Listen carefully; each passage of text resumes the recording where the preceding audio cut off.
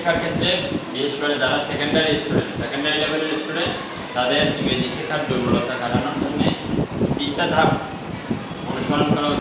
প্রথমে হচ্ছে রিডিং করতে হবে বেশি করে, অর্থাৎ একটা শব্দ তুমি দেখে পড়তে জানতে হবে।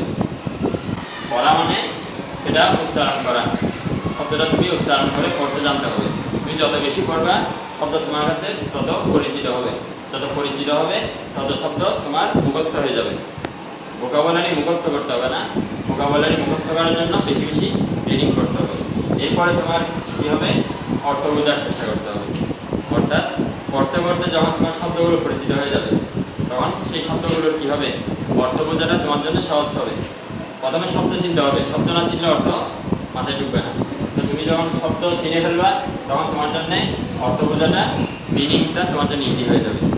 যখন অর্থ বুঝতে পারবা, গ্রামারের নিয়মগুলো যখন একবার বললেই তুমি বুঝে ফেলতে পারবা। যখন তুমি গ্রামারের নিয়মটা একবার পড়বে তখন অর্থের সাথে মিলিয়ে গ্রামারের নিয়মটা তোমার কাছে সহজ হবে। যদি অর্থ জানা না থাকে তাহলে গ্রামারের নিয়মগুলো শিখবা একটু পরেই বা 1 মাস পরেই আবার ভুলে যেতে হবে। তার থেকে আমরা কি দেখতে পাচ্ছি, আমরা স্কুলে ইংরেজি শিখি 3rd স্টেজে গিয়ে, মানে রিডিং নাই, মিনিং নাই, শুরুতে আমরা গ্রামার শেখা শুরু করি। তারপরে হচ্ছে কি সবাই গ্রামারটা শিখে অ্যান্সার করি পরীক্ষায়, আবার পরীক্ষা শেষ হলে সব ভুলে যায়, আবার পরীক্ষার আগে আবার শিখতে হয় এসএসসি পরীক্ষার আগে।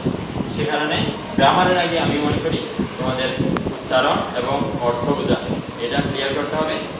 বেশি রিডিং করলে এবং রিডিং করার পরে অর্থ বোঝার চেষ্টা করবা।